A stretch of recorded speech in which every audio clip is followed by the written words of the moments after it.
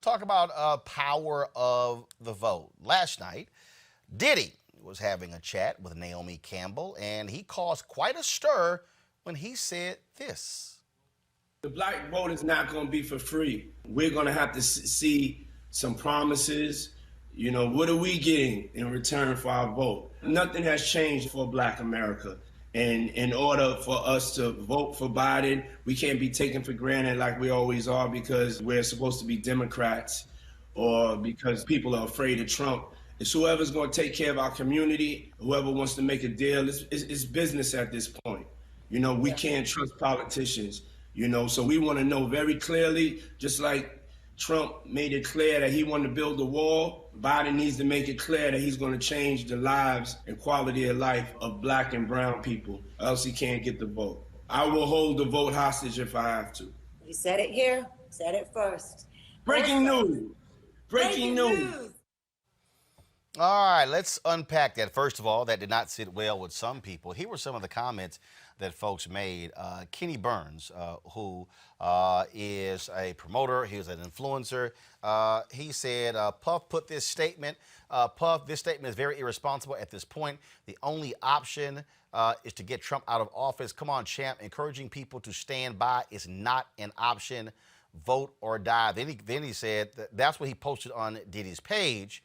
Then he posted on his page, you erased my truth. Wow, Diddy, you erased my truthful comment and keep the vote for Trump comments on your page. Then you block me, LOL. And you're really going to wait till it's two candidates to say that you're holding our vote? Come on, champ, this is not leadership. Where were you during the primaries? What happened to vote or die? Trump being put out of office is the only option, period. Isaac Hayes III dropped this video. First of all, I'm going to go to Jamie Foxx comment. This is what Jamie Foxx said on Diddy's page. Pull that up. Okay, you don't have it. All right, so let's do this here. Play the Isaac Hayes III comment, then I'm going to read for you the Diddy comment. We don't have the Isaac Hayes comment. All right, I don't know why we don't have those two things. Let me just do this here, fine. Let me find Diddy comment here. And it was interesting, again, on all this back and forth that was going on. Let's see here. Right here, here's the comment. Here we go. All right, Jamie Foxx comment at the top of the page right here. So I'm gonna take a picture of that, then I'm gonna blow it up for you. All right, folks. Okay, so here we go. So here's what Jamie Foxx had to say on Diddy's page. Go to my iPad, please. Vote Democrat. The amount of pressure that we put on our candidates are too much. There is no way that anyone can live up to what we think should be a candidate because we want perfection. What I suggest is if we really want to change course, it's about getting behind the values, not the person. The other side won because they wanted legislation. Supreme Court justices, etc. Look at the criteria the other candidate had that was Republican. The guy said grab them by the you-know-what and got 97% of the evangelical vote. That's what Jamie Foxx said in response there to Diddy's comments. One of the other interesting videos that I saw, as I said, was by Isaac Hayes III, and he spoke about this very issue, offering up what he said is just his opinion. So go to my iPad, please. About how his vote or our vote will be held up for hostage against Joe Biden if there's not something for black people in it to vote for him. I first want to say that I disagree with Diddy. I also implore everyone that heard what he said to disregard his message. And that's just my position on it. I have nothing personally against Diddy. Sean Diddy Combs, we've met a couple times. I have nothing against you. I do think your post was arrogant in the fact that you felt you spoke for all black people, including myself. and said that from the whitest town and the wealthiest town in America, Hollywood. You can't have it both ways. You can't live in Hollywood and then also simultaneously represent black people. I just don't think that that's hypocritical at minimum. You are a genius entrepreneur and entertainer. But to use your platform at this juncture in the crisis that we're in is irresponsible, it was thoughtless, and it was unnecessary. I definitely believe that a black agenda is necessary. I want to say that. Most importantly, black people have a right to have their demands met, but it's how we go about it that is the worst execution that will never, ever, ever happen. First of all, we as black people need representation. Everybody understands business. If you have to sue somebody, do you walk in a courtroom by yourself or a group of y'all go in a courtroom without an attorney? No. You hire an attorney to articulate exactly what you want in the form of a demand and argue that legally to a positive result. That is what implementing a black agenda is. And politicians are the best way to do that. Not the politician that you want to make change, but the politician that you want to influence change. In Atlanta, Georgia, from the civil rights movement up till now, black people have not asked white people for anything. We realize that a bunch of us live around each other, and if we simply get up out of our houses and go vote, that the representative that we choose, who best suits our interest, we can put in power and change the laws for ourselves. Not. All right, folks, you can go to, of course, Isaac's page to see the rest of that comment. All right, so I got my panel here. Can't wait to hear what y'all got to say about what Diddy's comment is. So let's start with Cleo. Well, if I heard Diddy correctly, and there was a lot of nuance to what he was saying, he's saying that the Democratic Party, he's saying a few things. He's saying that the Democratic Party has taken the black vote. Well, let me preface my comments with this first. People going, I don't support Trump. I will not be voting for Trump. I will be voting against Trump. So let me make my position clear because people are going to be reading the stuff when I say what I'm getting ready to say. The Democratic Party for decades has taken the black vote for granted. Black people are consciously or unconsciously analyzing what happened during the Trump years, and not a whole bunch happened for black folks. There are black men like Diddy who have an infatuation with Trump because he appears to have more courage and balls than Obama. And ironically, they're infatuated with his straight upness as opposed to, for example, when Obama was called a liar during that congressional speech, he didn't say nothing. And we can go on and on with some of the things that have some black people, particularly males, looking at Obama as not particularly strong. I don't support Trump. I don't think he's strong. I think he's nuts. But I do understand how people are interpreting him as a so-called strong leader, even though he's dysfunctional and a liar.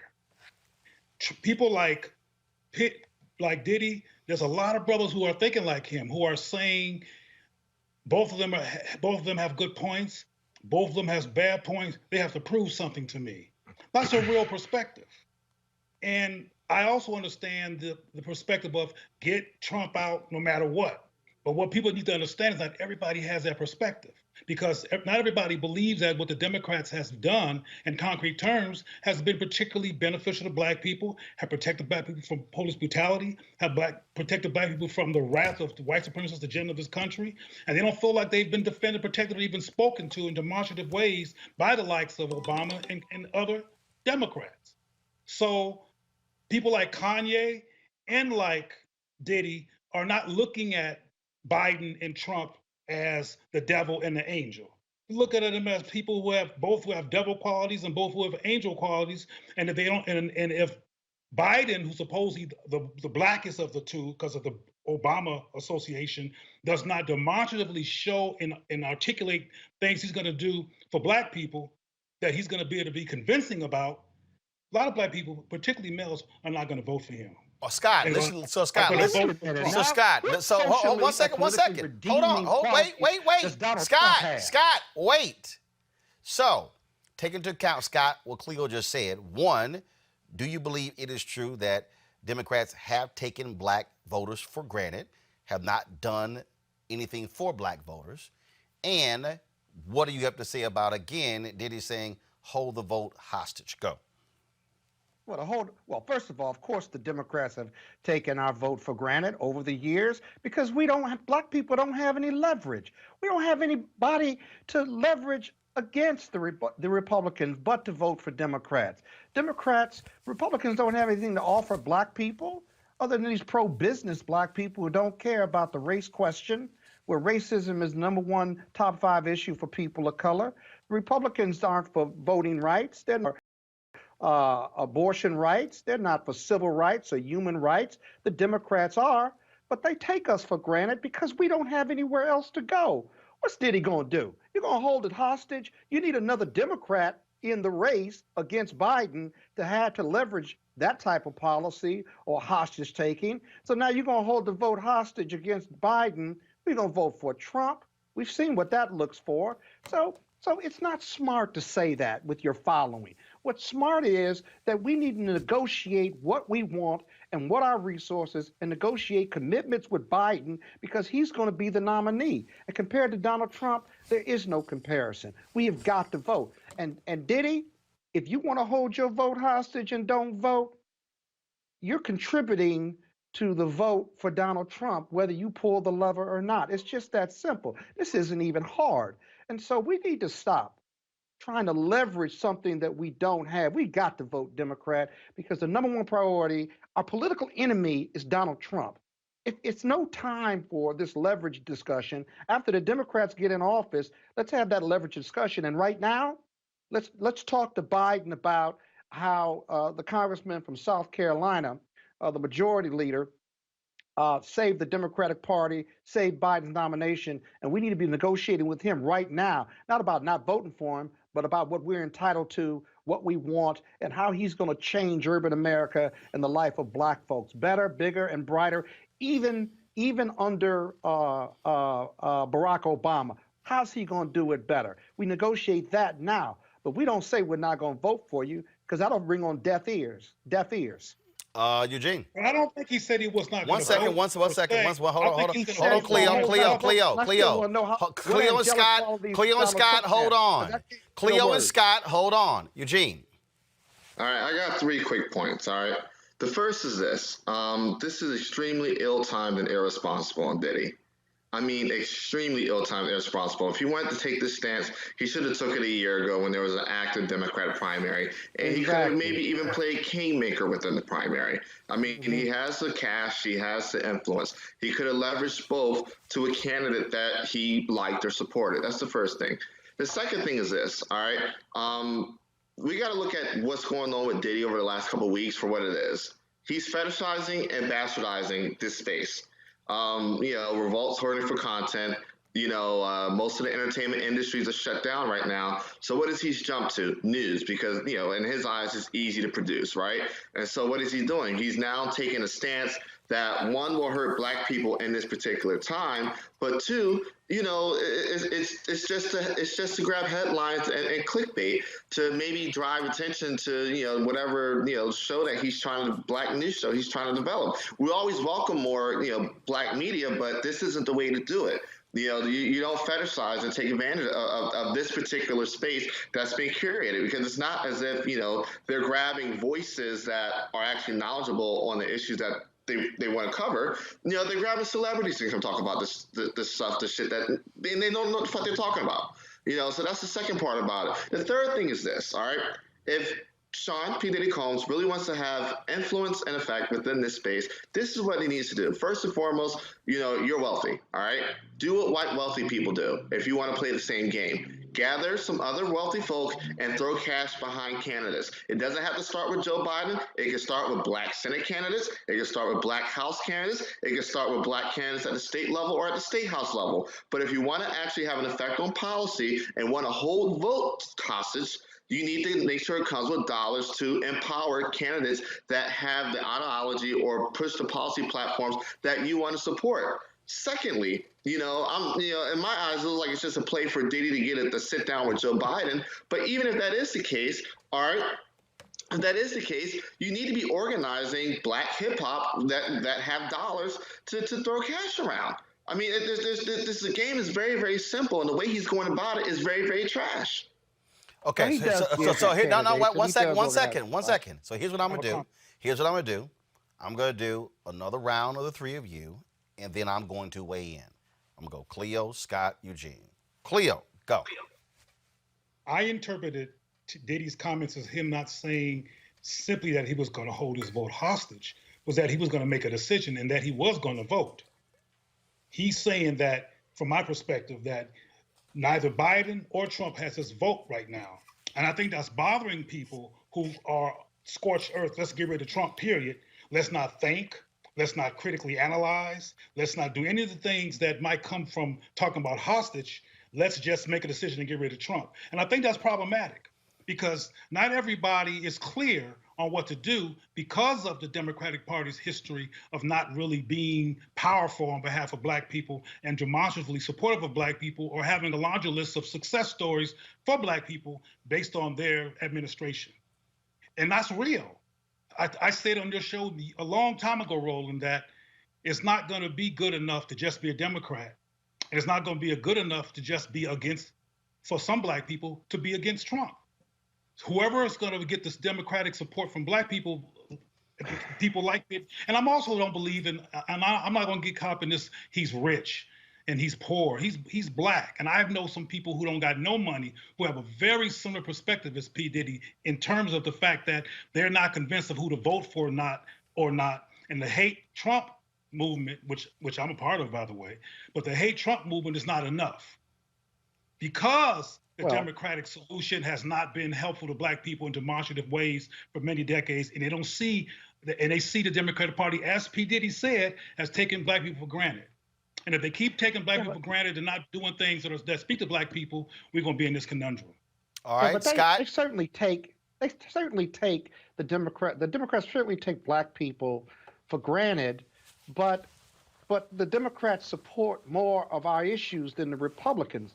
There can be no political purity test, just like there can be no racial purity test with presidential candidates or any candidates at the federal or state level.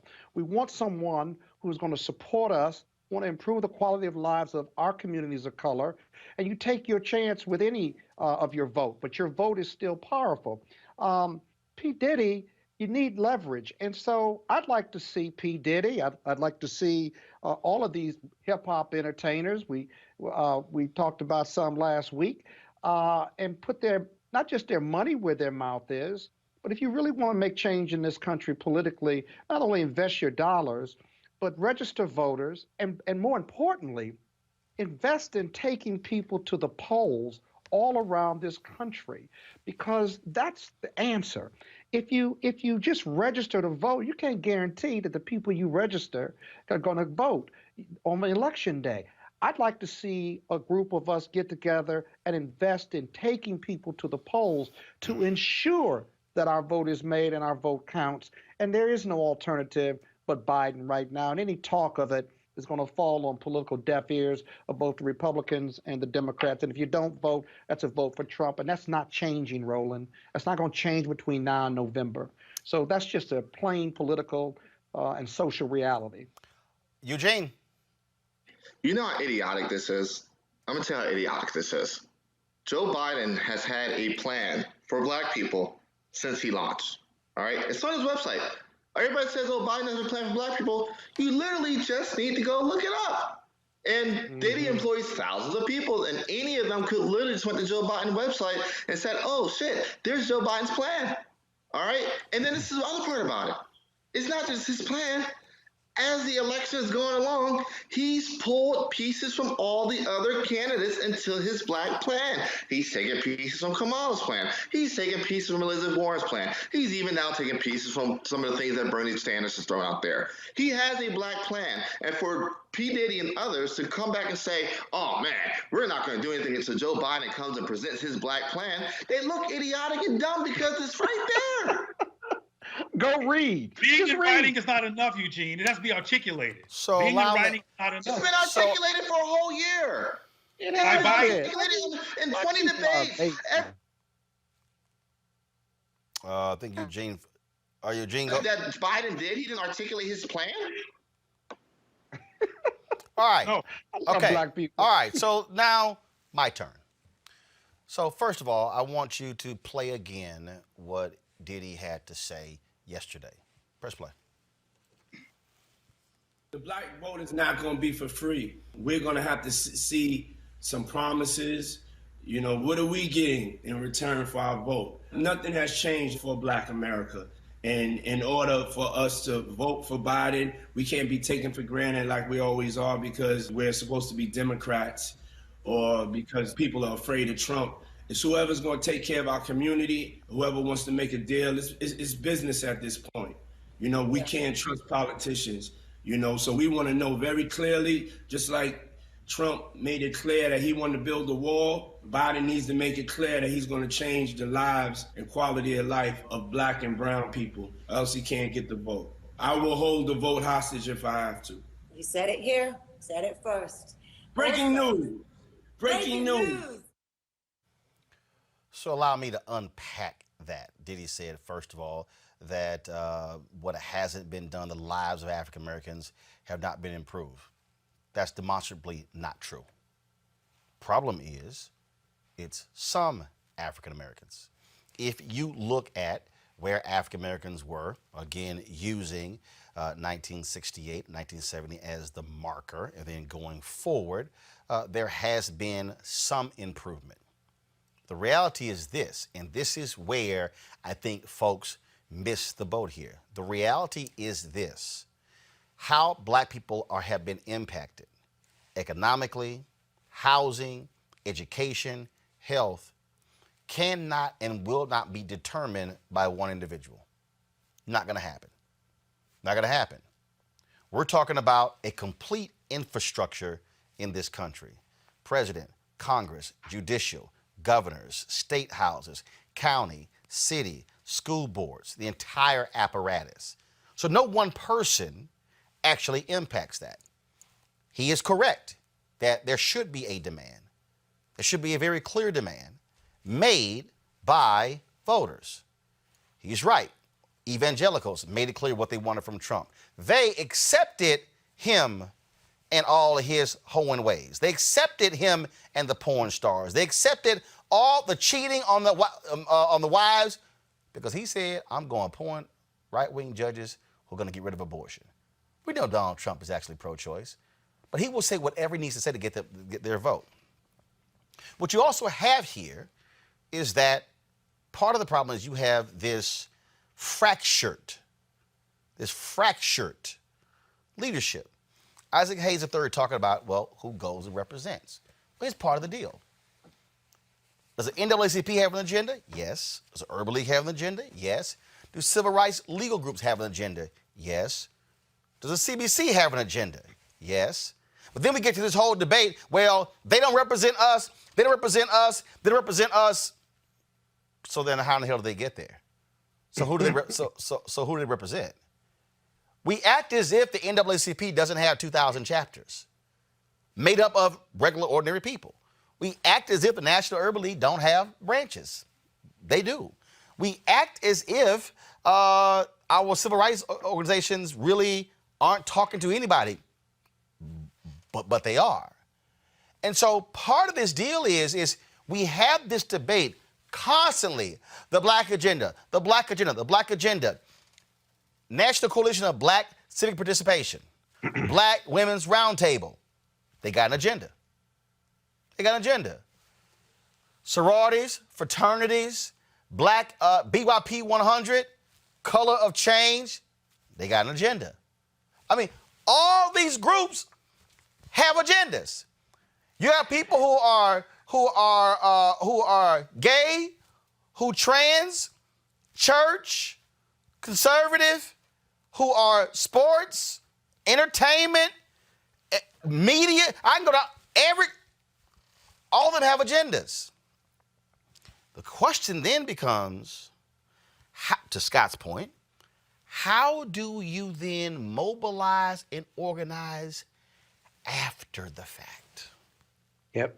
See, that's the fundamental issue that I believe we keep missing. Let me take you back. I said the exact same thing.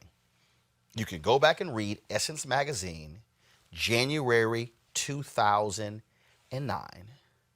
where I wrote that we can't just be excited and think these things are going to happen just because Obama's there. Said it point blank. In fact, if you read my book, The First, President Barack Obama's Road to the White House, as originally reported by Roland Martin, I wrote it in the book. Spike Lee, in my interview with him, says it, that these things are not going to magically happen just because you got a black president. It's what you do also after the fact, which now means, how do you mobilize and organize?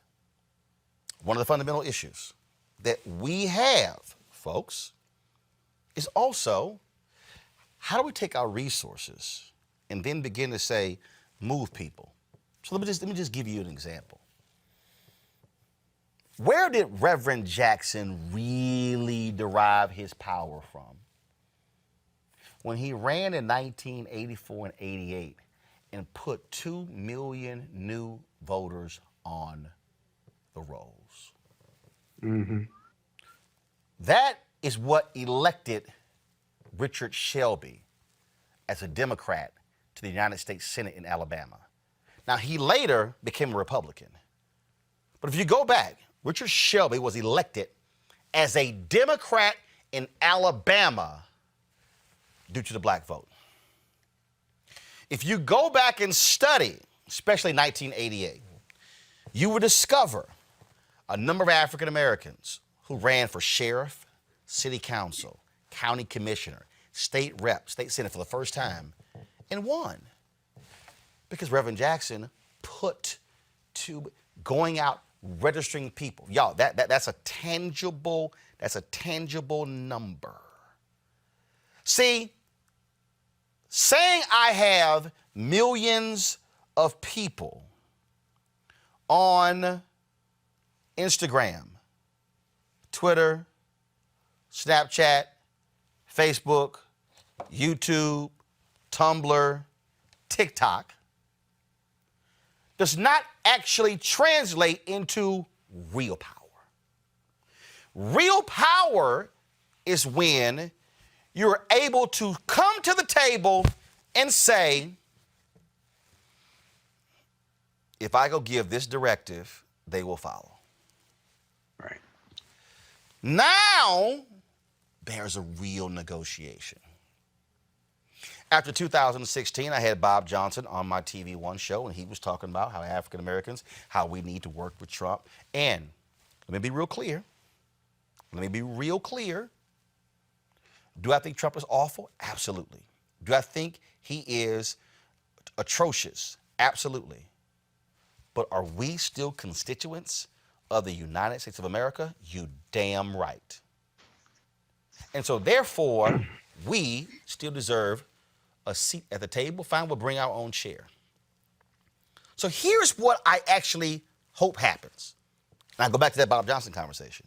When I said, Bob, when are we going to create a black specific fund whose sole job is to register, train, educate our people?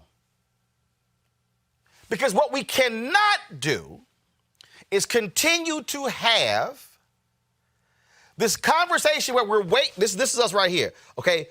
What's the candidates going to do? What's the candidates going to do?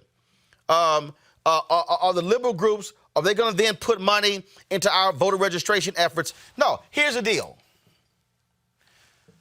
Who are the 5 largest black get out the vote entities in the country? I would say, sure, you got the NAACP here. Sure, you have the National Coalition Black Civic Participation. You got Black Voters Matter. You can also talk about DeJuan Thompson's group, Be Woke. And then we could talk about a number of smaller organizations that are in various states. So the thing then becomes, okay, so in order for us to hit a certain number, so what is it? Like what's the number? Like we know this. There are 250,000 eligible but unregistered black people in South Carolina. We know there are about more than 300,000 in Georgia. There are 900,000 eligible but unregistered black people, people in Alabama. 500,000 of them are African American. There are several 100,000 in Mississippi. Then what's the number in Florida? The reason Andrew Gillum is not governor of Florida today is because in the red counties in Florida, that's right, the turnout in those counties range from 65 to 75%. If you pull up the chart, it would take you about 13 to 14 counties to get to the first blue county, and the number was 57%. So what am I saying? What I'm saying is, on one hand, you have education, mobilization, organization, registering people. First off, education. Why voting matters. I'm not telling you who to vote for. I'm saying why voting matters.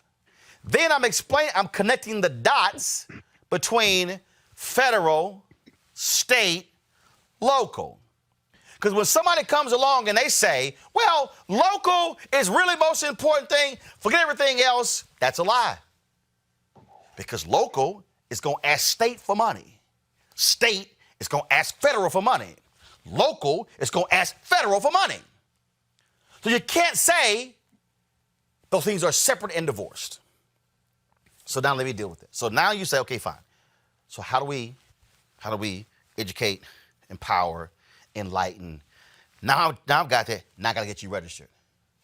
Now I've got to get you to the polls, which now means, how do we do it? Who are the people? What are the buses? What are the cars? How are we making it happen? Are we walking people? What's going on? So I'm unpacking all these things. So now the question then becomes, is there a number? Is there a number? And that is, do these black organizations, based upon their budgets, and y'all, I talked to them, they all have budgets. They then say, we need $20 million in order to put 5 million people on the rolls. That's the number. So here's what I hope. I hope, because when Kenny Burns mentioned vote or die, I hope really what the plan is for Diddy is, before you get to the black agenda, is that I create the entity or restart the entity that serves the purpose that says we're going to study the map. We're going to target these 8, 10, 12, 14 states. We might support existing entities, but we're going to fund black specific voter education, voter registration, voter turnout. And when you have the entity, you have the data, which means that you have the name, the phone number. I want y'all to go to the New York Times and read the story they did on Brad Parscale, the campaign manager for Donald Trump, how they're using data to drive. And so now all of a sudden, if you're Diddy's entity and you bring in Killer Mike and you bring in T.I. and you bring in Gabrielle Union, and you bring in Dwayne Wade, and you bring in LeBron James, and you bring in other singers, you bring in other entertainers, you bring in athletes, then you you join with the Black Economic Alliance, the black folks who are partnering there. All of a sudden, then you begin, now all of a sudden you have what is a Black Council. The Black Council then goes, all right, NAACP, this is what y'all are doing. Urban League, this is what y'all are doing. This group, this is what y'all are doing. Now we have on the board what Black America is doing in these different spaces, as opposed to operating in silos and I'm competing with you. We don't need 30 Black women's voter initiatives nationally. What we need is a handful where we're now dispersing money and resources to various individuals. Folks, when you do that, then you're able to say, Joe Biden, let me holler at you. Joe, just so you know, we're sitting on a database of 3.7 million people. Joe, in 2016, 2.4%, there was a 2.4% drop in Black voter turnout. Had Hillary Clinton gotten the same number that Obama got in 2012, she would be president. You know you can't win without us. You know that it cost $1,000 to convert a voter that don't like you, meaning a Republican, versus it's cheaper to convert to get somebody who's already more in line with you, and that ranges from $20 to $50 in terms of how you target them with ads, things along those lines. Now all of a sudden, this thing goes beyond a video with Naomi Campbell. It goes beyond a post on Instagram to what is the most important thing, and that is infrastructure. That is how you're able to move. What Lyndon Baines Johnson did not want is for Dr. King to roll up in the White House with 10,000 people outside the gates. The reason Reverend Jackson was so successful when he dealt with companies in the 60s and 70s and 80s, especially with Operation Breadbasket, and if y'all please go read Demi's book on this, they did not want 200 preachers in Chicago taking to their pulpits and announcing that we're not going to buy from this store. You cannot make threats unless you have an organized entity that stands behind you. If you make a threat and there's nobody behind you, they will laugh at you because they know there's no one behind you. Exactly. To put it simply, you ever seen somebody walk up to somebody else talking all kind of smack because they think they boys are behind them? And then they say, me and my...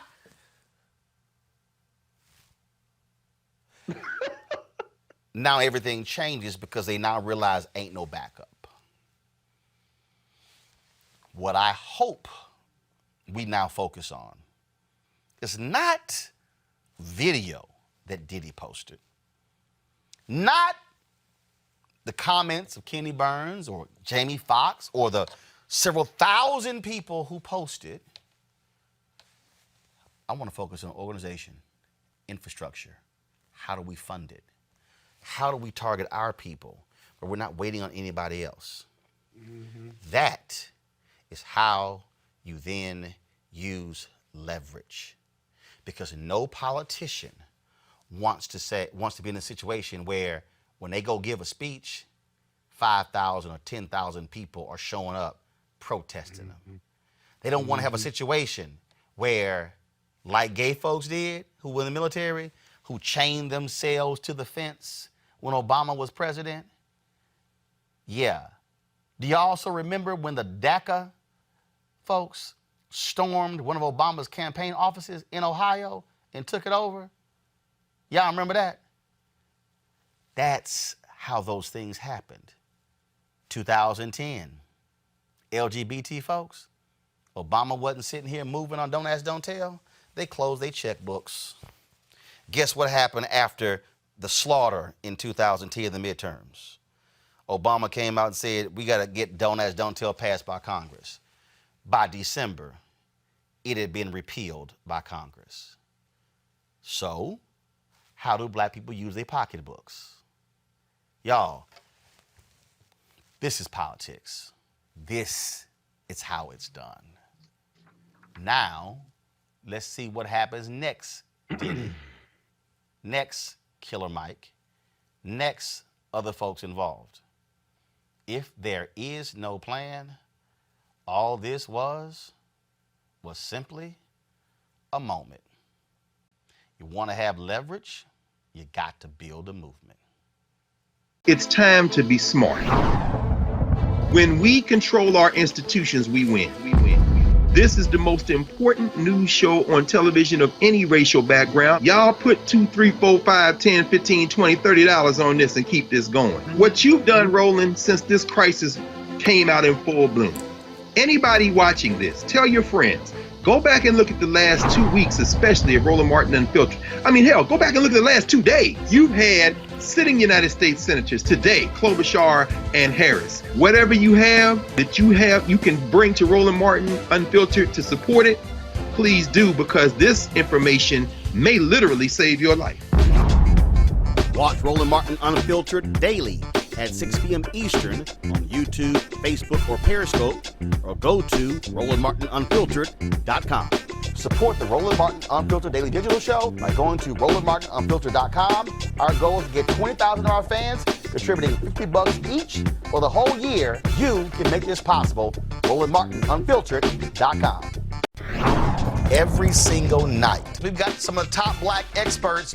You're not going to see them on cable news or broadcast news because you swear black people aren't experts when it comes to this health crisis.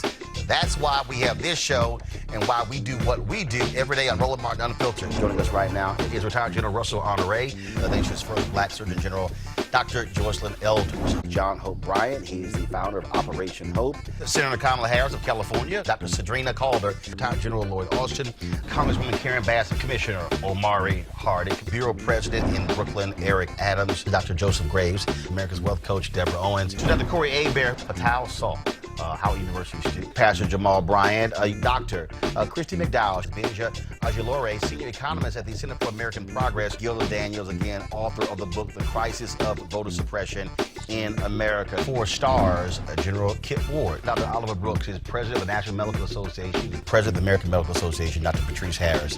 Joby Benjamin, Dr. Alexia Gaffney, Infectious Disease Specialist, Dr. Georges Benjamin, Executive Director of the American Public Health Association, Malcolm Nance, Family Medicine Physician, Dr. Jen Caudle, Dr. Tashaka Cunningham, a molecular biologist, Kat Stafford. She's a national race and ethnicity reporter for the Associated Press. Dr. Wayne A.I. Frederick, who is the president of Howard University, Congresswoman Yvette Clarke from the state of New York, William Spriggs, AFL-CIO economist, Andrea James, executive director of the National Council for Incarcerated and Formerly Incarcerated Women and Girls. All right, let's go to Capitol Hill. Congressman Gregory Meeks, Congresswoman Eddie Johnson of Texas, Congresswoman Barbara Lee, Minnesota Senator Amy Klobuchar, mental health clinician Jamie Singletary, Prince George's County State's Attorney Aisha Brayboy, as well as Dylan Hayrie, ACLU Justice Division strategist. Dr. Cindy Duke, she's a virologist. Principal Steve Perry of Capitol Prep. Health and wellness specialist Dr. Yolandra Hancock. Desmond Meade, president of the Florida Rights Restoration Coalition. Cliff Albright, who is the co-founder of Black Voters Matter. Michael Harriet with The Root. Mina McWhorter, founder of Love by the Hand. Dr. Julianne Malvo, economist, president, Emerita Bennett College. Coroner Michael Fowler is the mayor of Atlanta. Keisha Lance Bottoms, mental health therapist Suzette Clark. Justin Gibney, attorney and political strategist, and Bishop Vincent Matthews Jr. Dr. Suzette McKinney, CEO and executive director of the Illinois Medical District. Dr. Leon Madugal, president-elect of the National Medical Association. Jana Bailey, mayor of Moss Point, Mississippi. Mario King. We're going to keep driving this thing to make sure our people are fully aware, safe, protected from coronavirus. You're getting the top medical experts, the top business experts, top political experts, top religious experts, because that's why we do what we do. unapologetically and unfiltered. Ain't nobody else in the black media space doing what we do. Watch Roland Martin Unfiltered daily at 6 p.m. Eastern on YouTube, Facebook, or Periscope, or go to RolandMartinUnfiltered.com. Support the Roland Martin Unfiltered Daily Digital Show by going to RolandMartinUnfiltered.com. Our goal is to get 20,000 of our fans contributing $50 each for the whole year. You can make this possible. RolandMartinUnfiltered.com. You want to check out Roland Martin Unfiltered? YouTube.com/Roland S. Martin. And subscribe to our YouTube channel. There's only one daily digital show out here that keeps it black and keep it real. It's Roland Martin Unfiltered. See that name right there? Roland Martin Unfiltered. Like, share, and subscribe to our YouTube channel. That's youtube.com/Roland S. Martin. And don't forget to turn on your notifications so when we go live, you'll know it. Hey everybody, this is your man Fred Hammond, and you're watching Roland Martin, my man, Unfiltered. Hi, this is Essence Atkins, and you're watching Roland Martin Unfiltered. Hey, yo, Peace World, what's going on? It's the Love King of R&B, Raheem Devon, and you're watching Roland Martin Unfiltered. Hi, my name is Brescia Webb, and you're watching Roland Martin Unfiltered. Ow. Well, I like a nice filter usually, but we can be unfiltered. What's going on? This is Tobias Trevelyan, and if you're ready, you are listening to and you are watching Roland Martin Unfiltered. What's up? I'm Lance Gross, and you're watching Roland Martin Unfiltered. Hi, this is Cheryl Lee Ralph, and you are watching Roland Martin Unfiltered. I mean, could it be any other way? Really? It's Roland Martin.